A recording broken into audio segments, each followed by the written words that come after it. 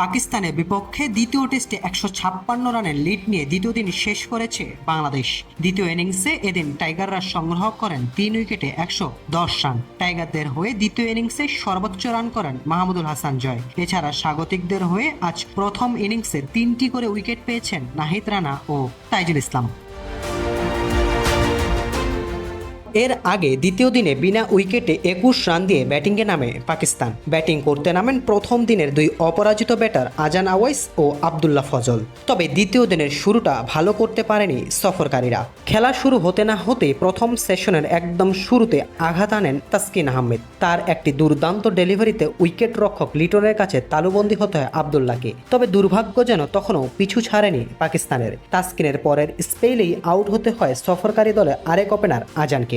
প্যাভিলনে ফেরার আগে তার উইলো থেকে আসে মাত্র 13 রান। দলীয় মাত্র 20 রানে 2 উইকেট হারিয়ে দল যখন বিপাকে, ঠিক সে সময় দলের হাল ধরেন অভিজ্ঞ বাবর আজম ও অধিনায়ক শান মাসুদ। তাদের দুজনের ব্যাটিংয়ের ওপর ভর করে বড় সংগ্রহের পথে এগোতে থাকে সফরকারীরা। তবে তাদের উইকেট জুটিকে বড় করতে দেননি মেহেদী হাসান মিরাজ। তার স্পিন ঘূর্ণিতে প্রতিপক্ষের কাছে পরাস্ত হতে হয় শান মাসুদকে। ওয়ানডে মেজাজে খেলতে থাকা মাসুদের ব্যাট থেকে এদিন আসে মাত্র 21 রান। প্রতিপক্ষের দলনেতা আউট হওয়ার পর স্কোরবোর্ডে আর মাত্র 18 রান যোগ হতেই দিনের চতুর্থ উইকেট হারায় সফরকারীরা। এরপর সালমান আলী আগাকে নিয়ে জুটি করেন বাবর। মধ্যাহ্নভোজের আগে আর কোনো উইকেট না গেলে 96 রানে প্রথম সেশন শেষ করে পাকিস্তান।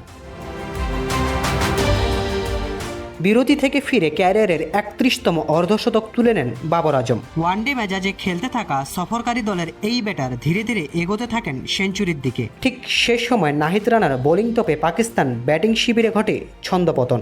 ব্যক্তিগত 68 রানে রানার দুর্দান্ত এক ডেলিভারিতে সাজঘরে ফেরেন এই ডানহাতি ব্যাটার। পাকিস্তানের হয়ে এদিন সর্বোচ্চ 68 রানের এক লড়াকু ইনিংস খেলেন বাবর। দলীয় 142 রানে বাবর আউট হলে কিছুটা প্রতিরোধ করার চেষ্টা করেন সালমান ও রেজওয়ান, কিন্তু পাকিস্তান দলের মিডল অর্ডারের ব্যর্থতা 142 রানের পর স্কোরবোর্ডে আর মাত্র 90 রান যোগ হতেই বাকি 5টি উইকেট হারায় সফরকারীরা। শেষ দিকে সাজিদ খান কিছুটা প্রতিরোধ করার চেষ্টা করলেও তার 28 বলে 38 রানের ক্যামিও ইনিংসের উপর ভর করে 232 রানেই থামে সফরকারীদের প্রথম ইনিংস। ফলে 46 রানে লিড পায় বাংলাদেশ। 46 রানের লিড নিয়ে দ্বিতীয় ইনিংসে মাঠে নামে টাইগাররা। ব্যাটিংয়ে নেমেই শুরুতেই হোঁচট খায় স্বাগতিকরা। প্রথম ইনিংসের মতো দ্বিতীয় ইনিংসেও যেন ব্যর্থতার গণ্ডি থেকে বেরোতে পারলেন না তানজিদ তামিম। 7 বলে মাত্র 4 রান করে প্যাভিলনে ফিরতে হয় তাকে। এরপর মমিনুলকে সাথে নিয়ে বড় স্কোরের পথে এগোতে থাকেন মাহমুদুল হাসান জয়। ওয়ানডে মেজাজে খেলতে থাকা জয় এদিন তুলে নেন তার ক্যারিয়ারের 6ষ্ঠ হাফ সেঞ্চুরি। তবে 50 করার পরপরই মোহাম্মদ আব্বাসের বোলিং ফাঁদে পা দিয়ে মাত্র 52 রানে প্যাভিলনে ফিরতে হয় তাকে। মাত্র 91 রানে 2 উইকেট হারিয়ে দল যখন বিপাকে, ঠিক সে সময় ব্যাটিংয়ে নামেন অধিনায়ক নাজমুল হোসেন শান্ত। ক্রিজে থাকা মমিনুলকে সাথে নিয়ে প্রতিরোধ করার চেষ্টা করেন তিনি। তবে দিনের শেষ ভাগে মমিনুলের একটি বাজে শট নির্বাচনে খেলা শেষ হওয়ার মাত্র 2 বল আগে আউট হতে হয় তাকে।